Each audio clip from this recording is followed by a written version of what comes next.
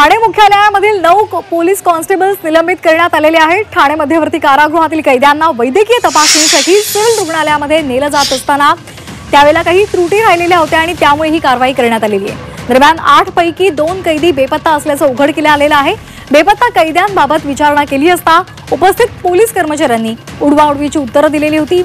एका वरिष्ठ पोलीस अधिकाऱ्यानं साध्या कपड्यांमध्ये रुग्णालयामध्ये तपासणी केली असता ही गंभीर घटना समोर आलेली आहे।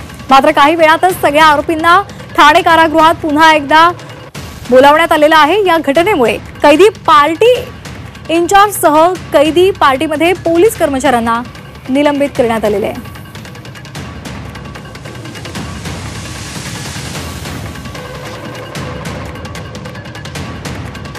आणि या संदर्भात आपल्यासोबत जोडले गेलेले आहेत आमचे प्रतिनिधी शुभम कोळी। शुभम, काय नेमका हा संपूर्ण प्रकार आहे, काय अधिकचे अपडेट्स?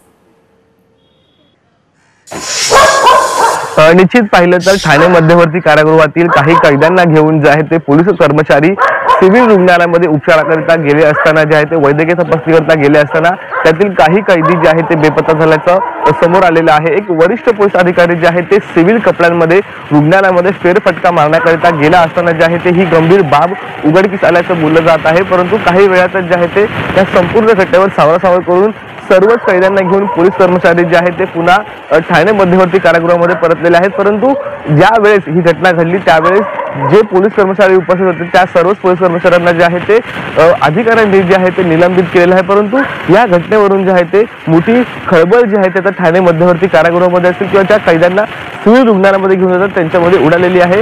या घटनेवरून आपण नंतर पाहिलं तर जे कैदी जे आहेत ते त्या रुग्णालयामध्ये जे आहे ते फेरफटका मारण्याकरिता गेले असताना तिथून बेपत्ता झाल्याचं बोललं जात होतं। परंतु काही वेळातच जे आहे ते त्या पोलीस कर्मचाऱ्यांनी त्या सर्वच कैद्यांना जे आहे ती शोधून काढलेलं आहे आणि पुन्हा त्यांना मध्यवर्ती कारागृहामध्ये नेलं असतं तरी देखील या घटनेमधून जे आहेत ते पोलीस कर्मचारी सध्या त्यांना जेलमधून जे रुग्णालयापर्यंत घेऊन जात होते त्या सर्वच पोलीस कर्मचाऱ्यांना जे आहे ते निलंबित केलेलं आहे।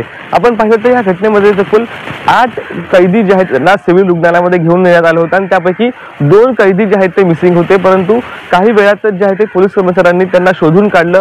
ते कैदी जे आहेत ते फेरफटका मारण्याकरिता गेले असताना बोललं जात होतं। एक वरिष्ठ अधिकारी जे आहेत ते जेव्हा सिव्हिल कपड्यांमध्ये त्या रुग्णालयामध्ये गेले असताना ही संपूर्ण गंभीर घटना जी आहे ती उघडकीस आलेली आहे। परंतु काही वेळातच पोलिसांनी जे आहेत ते त्या दोन्ही कैद्यांना जे ते शोधून काढलेलं आहे आणि पुन्हा जेलमध्ये जे आहे ते डांबण्यात आलेलं आहे। धन्यवाद दिलेल्या सविस्तर माहितीसाठी।